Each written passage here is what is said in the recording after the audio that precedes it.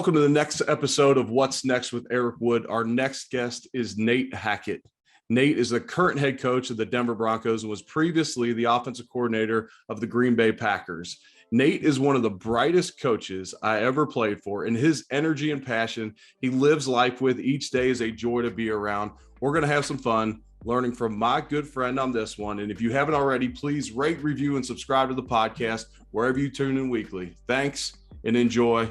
Nate, welcome to the podcast, brother. Or, I'm sorry, I should call you Coach Hackett now. Oh, heck no. You know you can't do that after all we've been through, man. No, appreciate you, man. So happy to be here and grateful to see your sweet face. Oh, likewise. And I most recently got to see you at the Kentucky Derby. I got to know, we left each other prior to the big one. You didn't hit the big race, did you, on Rich Strike? Hell no. I mean, it was amazing, like watching that. What an amazing environment that was. I mean, that's been a bucket list for forever for me and my wife. And to be able to go there and see it, I mean, it was such a great, it's so funny because you used to go into events and it's one team versus another one. Yes. Everybody's, going against each other. But this was one of those deals that, everybody's happy, everybody's having fun, everybody's enjoying the experience, everybody's betting and gambling and rooting for horses. And there's so many different winners and ways to win. So the environment was unbelievable. But no, I did not get lucky enough to hit on that. I don't think a lot of people did. That kind of blew everybody's mind. That did. And I was just overserved enough. And where our seats were, Epicenter had won. And that would have been a really nice payday for our group. So I celebrated a touch too early. After I always make fun of Richie Incognito for doing the exact same thing years prior, I didn't do like a full-on celebration, but I just assumed Epicenter won when he passed us.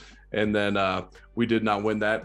The previous time I saw you in person was one of my favorite experiences calling games in the booth yet. And I don't know that this has ever happened before, but you're calling a game for the Green Bay Packers. Now, this is preseason, and one of the other assistants was doing a majority of the play calling, which is customary in the NFL. But we make eye contact, and, both of us are focused on the field. And then all of a sudden I get this big bear hug from behind, and you had snuck into our booth and came and said hi to me and Murph, which was just a really awesome moment and shows what you're all about as a person that, take a few minutes away from the game to make a former player of yours feel special. Oh man. I mean, hey, I got into this profession because of the players, because of the relationships. I mean, I go back to all those times we were together, and I mean, it was, sometimes we might not have won as many games we wanted to, but the experiences that we all had, I mean, it was unbelievable. And to be able to see you, see Murph, guys I had spent time with, I mean, I was just so happy to see y'all. And I mean, hey, that's what it's all about in this game. It is. It's all about the relationships. I had Ryan Fitzpatrick on the podcast recently who just stepped in the game.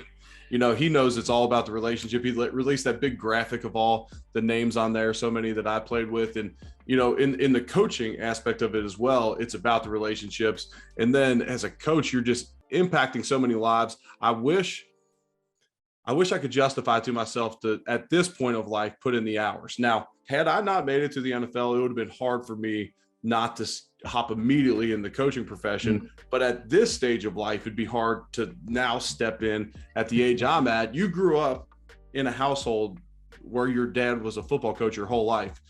Was this the plan for you all along? I'm going to follow my dad's footsteps. You know what's funny? It wasn't at all. It was the farthest from anything I would have wanted to do. I majored in neurobiology. I wanted to be a doctor. I mean, I think that was kind of the first goal. And then, I played football at UC Davis and loved my experience there. I mean, some of my best friends in the world, all played on that team. I still talk to so many of them. I mean, heck, one of them works here on the staff with me right now, and he just won a Super Bowl. So I'm kind of pissed off about that. But no, I wanted to be a doctor. And I think that it all came down to this one moment. I was finishing up this actually, there's a clip from when I was in high school. Somebody asked me if I would want to coach, and I was like, no way. Just because of all the stuff, even when you win, you get criticized. When you lose, you get criticized. There's never that, you don't win well enough. And my dad would get a lot of criticism, and he won a lot of football games as a coach. I mean, the Super Bowl, national championship. I mean, won the division so many times as a coordinator. And so I didn't want to do it, but there was this one moment And I remember I was volunteering. My coach at the time, he had me be a kind of like an assistant on the field at UC Davis, and I was finishing up this lab, and I might have done a little bit of a prank in the lab, and might have, and I thought it was really funny. And I know, a lot of people I hang out with now would have thought it was really funny too. And when I got the reactions from everybody around me, and they were like really mad, like, I was like, come on, it's just a little chicken blood. I mean, come on, no big deal. Oh. And then right after that next day, I went back out on the field and got to coach. And I think that was kind of when it hit me. I was like, man, I don't know if I want to go to the med school and do all this if I'm not going to have that much fun. I always tell people, if I could have done orthoscopic surgery in front of 80,000 people on the 50-yard line and people would be cheering you, I think I'd be down for it. But instead, I got lucky and had a couple opportunities and made the best of them, and here I am. That's incredible. And I didn't realize all that. We had talked in the past about how your second line of work, your second choice would have been being a doctor, which when I introed you, when I say he's one of the brightest, in a non-condescending way, in a non-pretentious way, you are one of the brightest. Are there coaches out there that may use bigger words? Probably. Are there coaches that want to make you feel less smart than in a room? Sure. But Nate's the type, he'll walk in as an offensive coordinator and say, hey, we're all in this together. Well, that gets buy-in. So that, to me, that's a next level of brightness, when you're willing to not let your ego get in the way of getting buy-in from everybody. And that's why you're so respected. And it doesn't surprise me that your joke flopped in a in a med school class. But that's one of the hard transitions out of football. For me, part of it was language. Like, I start working with some different companies, and I had to learn quickly that I needed to start watching my mouth, because in a locker room, in a team meeting, an F-bomb is just an F-bomb. It's just part of the vocabulary. So I didn't think anything of it. And people look at you weird when maybe you drop an F-bomb, or you're pranking people, like you said, you're playing jokes on each other. You're playing you want to play credit card roulette every time you go out to eat. And that's just not a normal part of society, but that's part of what makes pro football so fun, and football in general. No doubt, man. It's funny. It's like, we always sit around as coaches and we get into some unique conversations, and our whole game is so special and different than anything else in this world, because of that controlled aggression that we all have. And it's funny because we all look at each other, the coaches, we're like, man, we couldn't do anything else, because if we were doing something else, we wouldn't make it long, man. We don't need to harp on this too much, but you mentioned about one of the things that turned you off about getting into coaching was all the criticism that you saw from your dad. How did your dad manage that in the household? Because, like, naturally, heck, if there was an article written about me in Buffalo that wasn't just a super positive spin, my wife would be super offended. I can't believe, I'll just use him because he's a friend now, I can't believe Joe Biscaglia said that, or I can't believe Tim Graham said that. Well, how do you manage that as a family when that's your dad? Like, I just wonder how he approached that situation.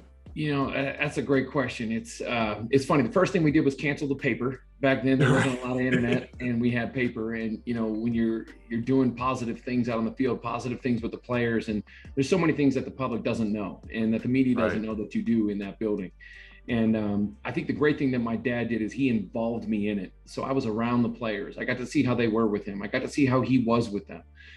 I got to be there at training camp and work as an equipment boy. So I got to see and feel that team. So, and my dad would always talk about never get too high, never get too low. Understand, the media, they have a job. They have a job. They got to sell papers. They got to, write certain things, and that's part of it. And it never really bothered him. And it was just about our family sticking together. And I remember a lot of times I'd go into high school and there'd be something, maybe a loss or something like that, and things might have been said, and everybody would read the paper back then, and people come up, hey, are you okay? And I just removed myself from it. I knew who my dad was. I knew how he was with the players. I knew how the players looked at him, and that meant more to me than anything. So I think as I jumped into this profession, I wanted to take that same mindset of, hey, it's about my family. I love them. I love what I do.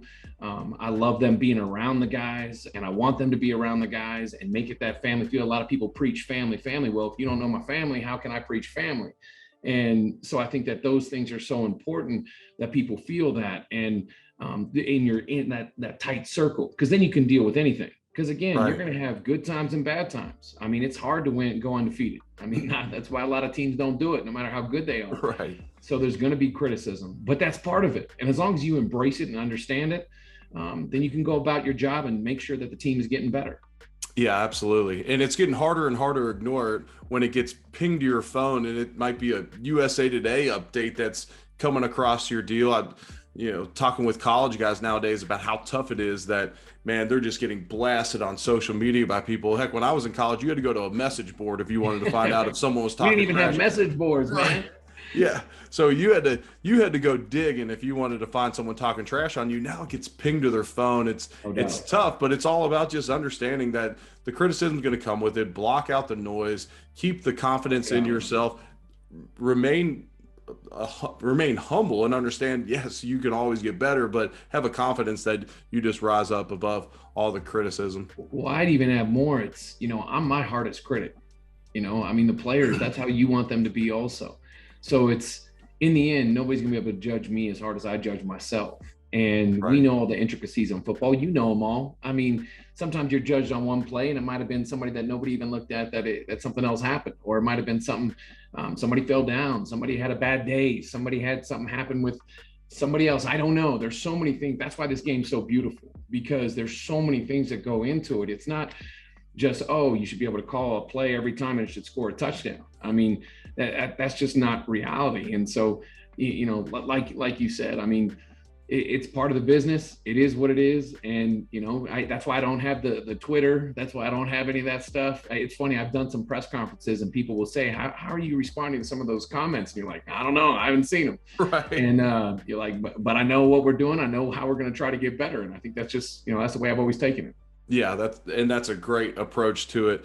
So 42 years old, you're the head coach of the Denver Broncos, and head coaches are getting younger and younger throughout the NFL. The NFL that you were around as a kid, I feel like was just, it just took a lot longer to earn your stripes in this league, where someone would give you the opportunity. What are you crediting to this younger movement of coaches in the NFL? It's an interesting thing that's happening. I mean, I think that, the players are different, and I think there's been a dramatic change quickly in society, with the computers, with phones, you could take everything from music to everything. And I think the way that you teach has to be different. We teach completely different here at the Denver Broncos than most people. And I think it's about understanding the players. And I think that there's been kind of this dramatic change, like I said, in society, and how people are brought up, how college football is played, how athletes are treated. I mean, everything's there. How we practice now. I mean, from the two-a-days are gone, from the limited amount of time that we have. So you have to be creative in how you teach. But, meetings aren't what we do. We want to go out and play football. So everything's about letting the guys have an environment that they're excited to come into. That's what I wanted to create for you when we were at Buffalo together. And that's what I want to create here at Denver. And I think that that's kind of my goal. And I think some of the younger coaches embrace those new tactics, and not saying that anybody's better than the other. I just think that that's why maybe that influx of younger coaches has been going on.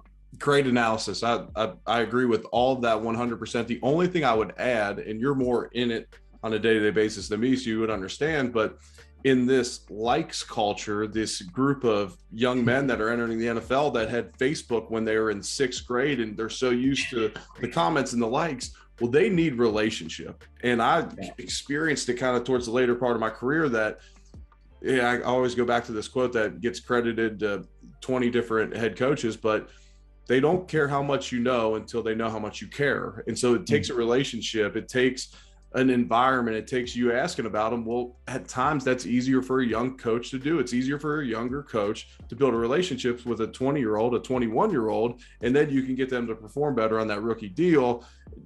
And older coaches can do those things, but in general, it's going to be a little easier for someone like yourself, who's just a little closer to them in proximity of age. Yeah, no, I can totally see that. I mean, I remember, when I first got in the league, and it's like, we're going to call this play and you're going to do it because I said so.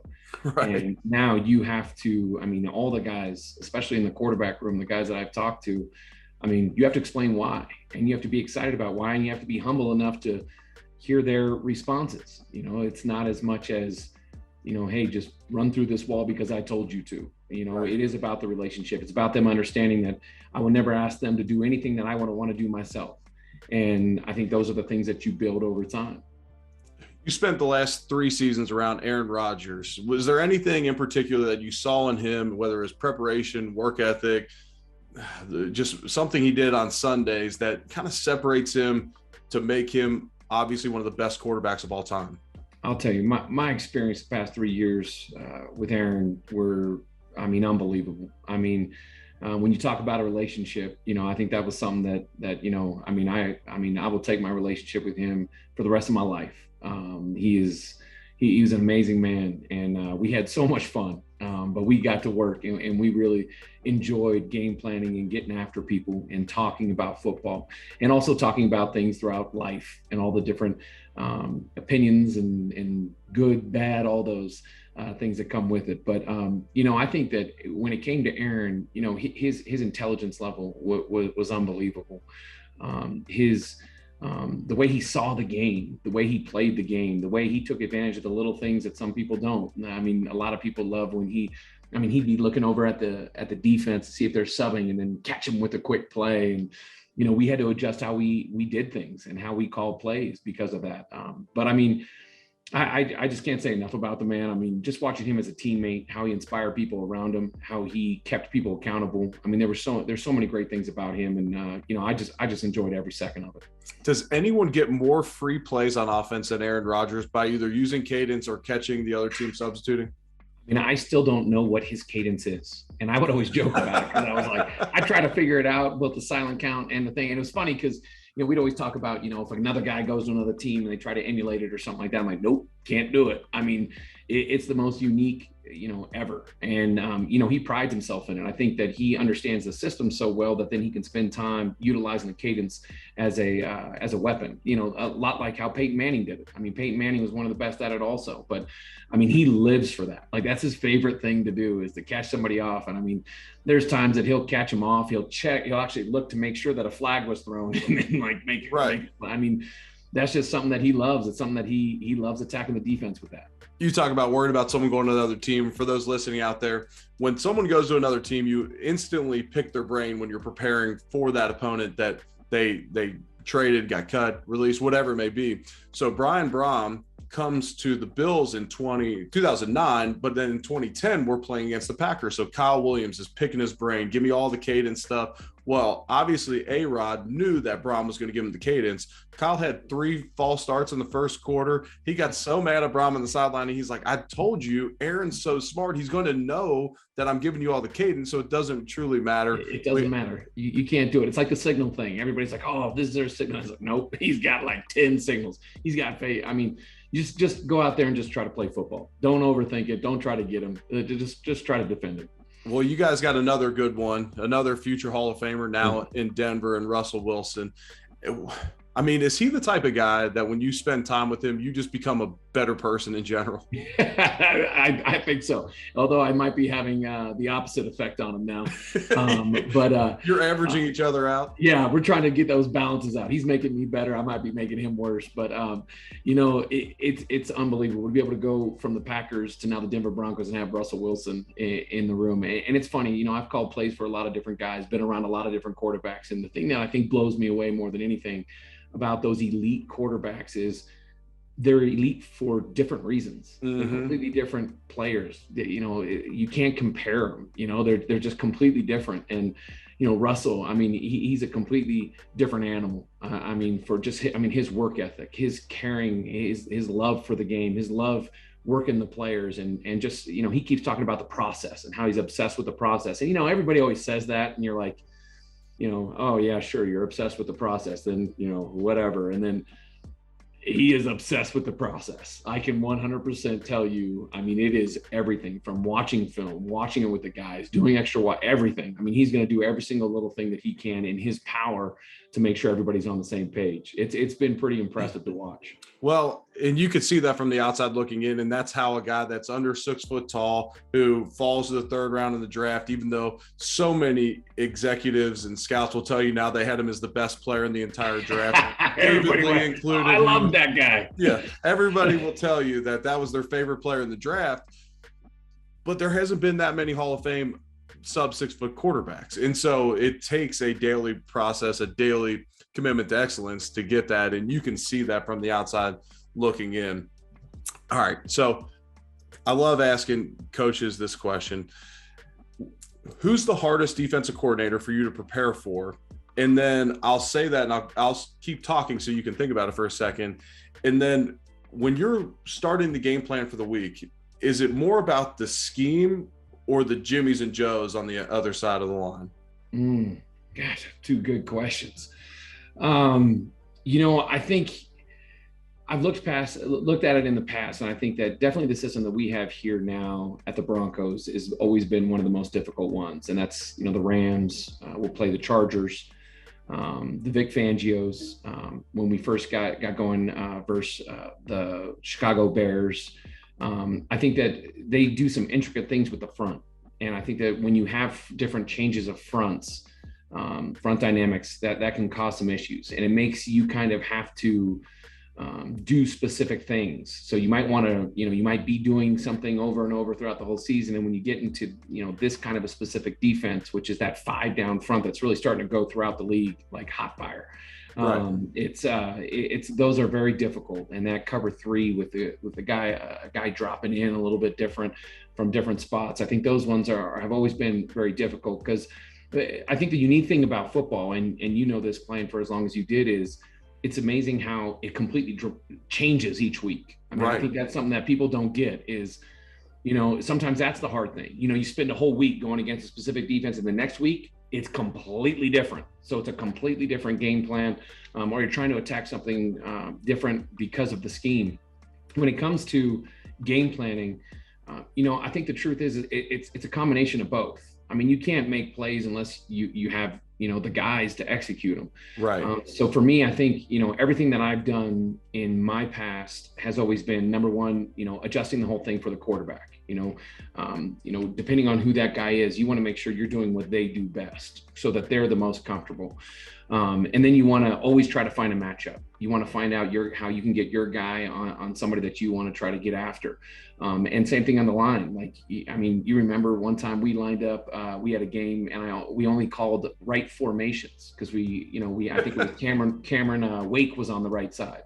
And we're like, we got to always have a presence over there. So I think it's a combination of what they have, what you can do within your system that's comfortable for the quarterback, but then still not expose, when there is a premier athlete or a premier cover corner or a premier rusher or something like that. So I think it truly is, you always want to do what your guys do best first. That's always the most important thing. You want to fit it against the matchups that you're going to face. So I think that's that chess match that you go against every weekend. Why I love this game so much, and it changes. I mean, it changes dramatically from the different things that you'll see throughout a year. Oh, no doubt about it. And it's wild how complex some of the blitz schemes even got towards the end of my career, where you're going against a defense where they have 7 or 8 different blitz third down looks, I'll say, maybe bringing pressure, and then you got to prepare for all that. I had Aaron Cromer, who is back in Buffalo now as our offensive line coach. Well, to take a lot off of Tyrod's plate, we decided we're not going to – I have to alert him if it's hot, and I'll just do all the protections, the line of scrimmage. And some weeks you face a Todd Bowles, for example, you could just get 20 different things. I mean, it's and you get in those games too when you're going to practice all this stuff that you think you're going to get, and they're going to be something different. Right. So your rules have to fall into something that you might see. I think that's the thing that I don't know how to get that information to everybody else in the world, but that is what makes our game so amazing, is all the intelligence that the players have. And thinking about what you just said, people don't understand that you've got your hand here, you got your hand below, you're looking down between your crotch, we're getting ready to snap it, and then you got all these moving parts, and people are coming from everywhere, and they're really good football players, and you still, hey, why didn't you get that block? It's well, because I snapped the ball and some random guy came from the spot we never knew. But I mean, that's why this game is so amazing. Yep. And that's why you got to create the muscle memory all throughout the week. And I'll never forget this, especially since it ended up being the last game I played in. You could also overthink things. And I had been given the Jacksonville Jaguars, when you were on staff down there, a lot of the defensive calls. And so me and Puzz Lusney have this chess match, which in calling games on the broadcast now, my favorite thing is just the chess match of football. Like, I love going into a game and I'm looking at the coordinators. Oh, they run under this tree. Okay. And then I'm watching a little film during the week and, oh man, this is so, I just love the chess match. And then you see how it's going to play out on Sunday, and I'm not in the meeting rooms anymore. So it's almost just unfolding in front of my eyes. And it's a lot of fun to watch. But during the Jacksonville game, first pressure of the game, Paul is yelling, lightning, lightning. There's going to be a blitz off the Bills' right side, the left side of the Jaguars defense. I slide the line that way. I think I brought the backside tackle too, to where the defensive end wasn't even accounted for. We convert the first third down of the game, and Malik Jackson looped all the way around the left side of our line. Well, Paul, being as smart as he is and a former teammate of mine, he yells lightning on a straight rush, and I slide the line and I give up a sack that, if you're just watching football and you see where my eyes are on the right defensive end, you're sitting there thinking, is this guy, he's got to be concussed out there, because he has no idea what he's doing. And so I overthought myself on that one. And hey, it happens. That's not a fun one. It happens, man. I mean, we're all trying to do our best. We're all trying to get that little extra edge, and sometimes it gets you. That's why sometimes, hey, just play ball. No doubt. All right. So we talked about how hard it is to prepare for a game. What's a normal morning look like for you?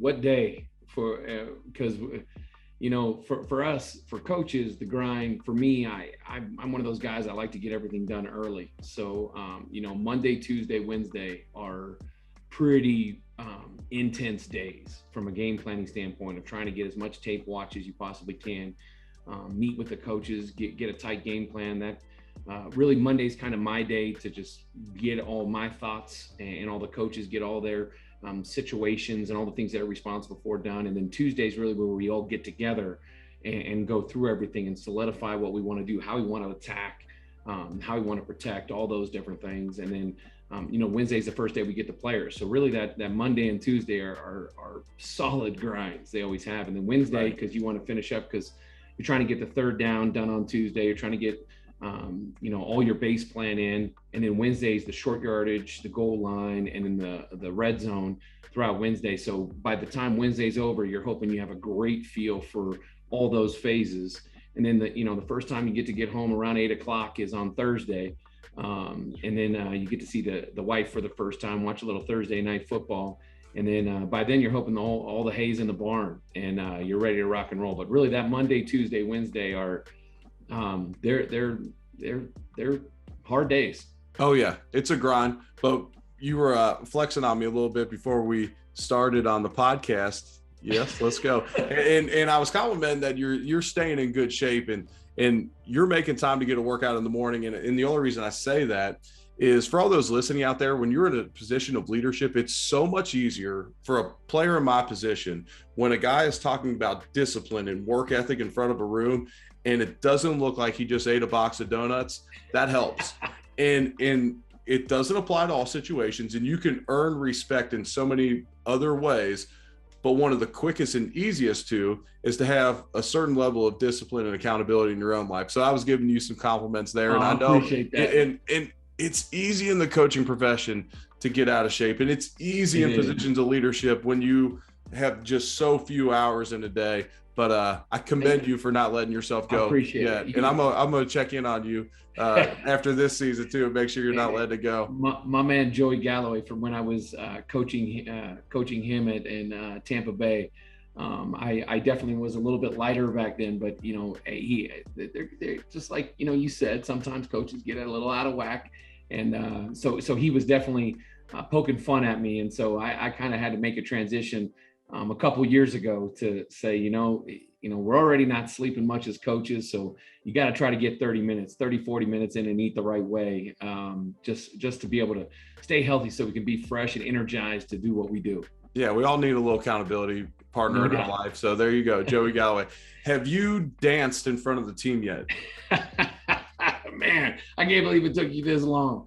No, I have not. I have not. They've all heard that and heard that rumor.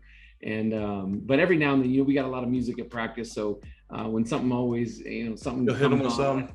I start doing some stuff. I mean, when the good songs come on, I can't control it sometimes. But no, I haven't entirely yet. No. At some point, we might need an AFC dance contest between head coaches, in which I don't believe this. And like wrestlers, like former college wrestlers can't dance anyway. So and I've never seen it. I've spent a lot of time around it. But Sean McDermott, when he came on the podcast, claimed back, one of my recurring questions used to be, what would be your go-to karaoke song? And he was like, with Michael Jackson, and I danced with it.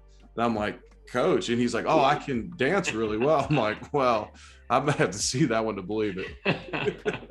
Oh gosh, that is the one thing that I do miss, man. I do miss doing all the classes and teaching all the classes. That was a great time in life. Yes. Former, what would hip-hop. So hip hop dance instructor? Yes, I was a hip hop dance instructor. It was a fantastic time. You got to make money sometimes in college, and teaching dance was always something fun. That's awesome. All right. Couple recurring questions. I want to be respectful of your time. What's your favorite wing spot in Buffalo? It's been so long since I've been there. You've got, isn't it Duff's? And Duff's is solid. Duff's is good. I'm not gonna lie. The Big Tree, I thought, always had some good ones. They were hidden away there, but those were definitely some good ones. And then there was a place in East Aurora. Barbell. That Barbell, that one was really good too. Those would probably be my two go-tos. Those are three solid choices. So you'll be happy to know this. I've got my jersey up in the Big Tree now. Yes. I feel like I may never. You have made it. I may never make the Ring of Honor in the stadium, but my jersey is in the Big Tree. And after my career ended, there was this spot that I used to like to go to watch Sunday Night Football after an away game when we got back. We played a lot of Sunday at one games. Well, we'd arrive back home and we'd go in and get a bite to eat. And I would always sit in the corner so no one could bug me. And they started calling it Eric's Corner. So now my jersey sits in Eric's Corner, kind of on that backside of the bar area. Look at you. Awesome. I'm looking, you've grown all up and all this. Look at you. I'm so happy for you. Me and AVP, the only Hall of Famers, the only non-Hall of Famers to have our jerseys up in there, me and Alex Van Pelt. That is absolutely fantastic. Two absolute legends, in my opinion. Well, I appreciate that.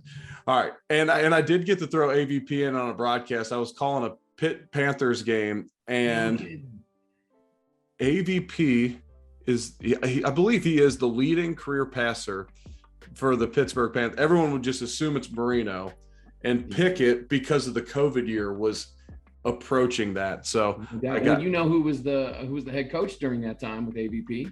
Who's that? Paul Hackett. Pops. That's awesome. Paul Hackett was the head coach with, and they had a pretty good team. Sean Gilbert, Curtis Martin. I remember those were my early years. Those were some great times, man. Man, talk about a squad. You know who was on the coaching staff there? Who's that?